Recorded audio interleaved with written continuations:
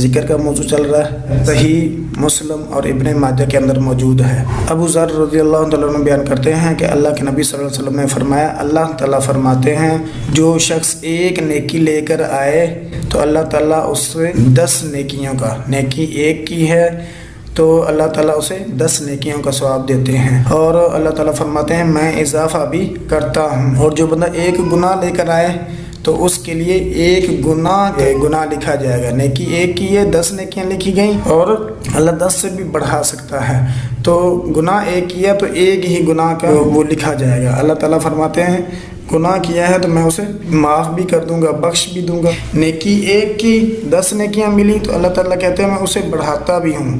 اچھا گناہ ایک ہی ہے، لکھا بھی ایک ہی جاتا ہے، اللہ تعالیٰ کہتے ہیں میں اسے معاف بھی کر دیتا ہوں۔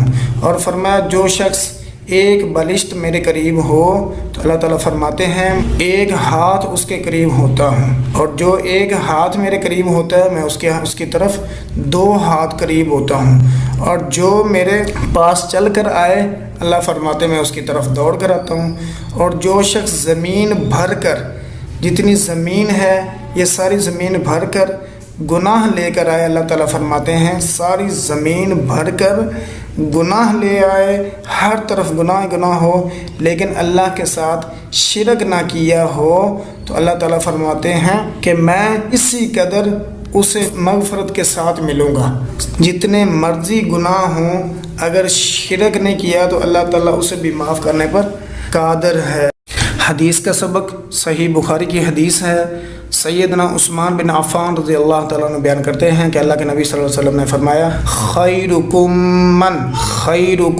من تعلم القرآن وعلمہ، خیرکم من تعلم القرآن وعلمہ، خیرکم من تعلم القرآن وعلمہ، خیرکم من تعلم القرآن وعلمہ۔ یہ عربی یاد کریں، آپ میں بہترین وہ ہے جو قرآن سیکھے اور سکھلائے۔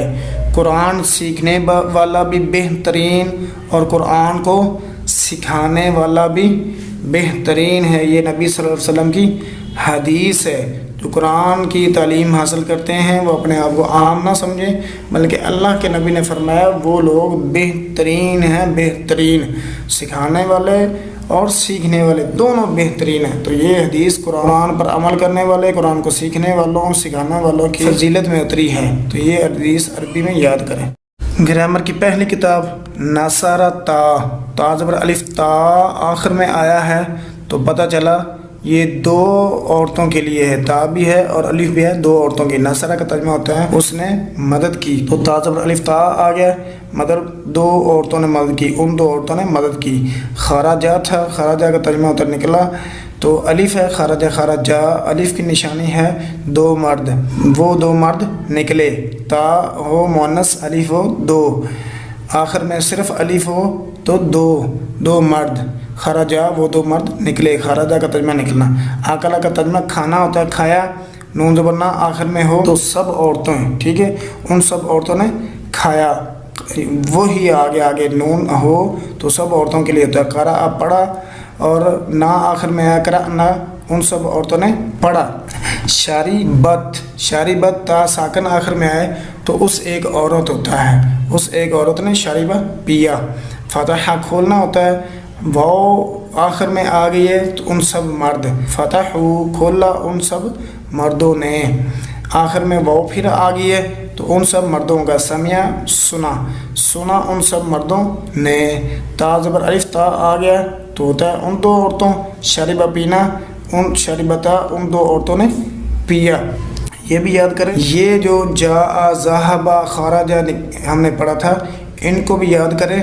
فعل ماضی کی گردان جو ہے 6 سیغے یہ بھی یاد کریں، اور ان کے آخر میں جو نشانیاں ہے، تبدیلی آ رہی ہے کہ الف آیا ہے، واو آیا تھا، ساکن آیا تھا، زبر الف تا آیا، نون آیا، یہ آخر میں آیا تو کتنے مرد کتنی عورتیں بنتی ہیں۔ یہ عمر کی دوسری کتاب۔ خماسی کی بھی دو قسمیں ہیں، خماسی جس میں 5 حروف اصلی ہوں، خماسی مجرد، خماسی مزید فی۔ مجرد ہم نے پڑھا تھا حرف اصلی کے بعد کوئی حرف زائد نہ ہو، اور مزید فی ہم نے پڑھا تھا حرف اصلی کے بعد حرف زائد اور یعنی مزید ہوں۔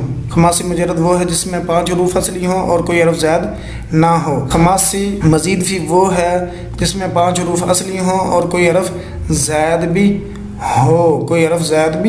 ہو، یہ ساری جو ہم نے پیچھے قسمیں پڑھی ہیں۔ خماسی کی 2 قسمیں ہیں، مجرد مزید فی 2 ہو گئی، اور ربائی مجرد ربائی مزید فی 2 2 4 ہو گئی، اور خماسی مجرد خماسی مزید فی یہ 6 ہوگی۔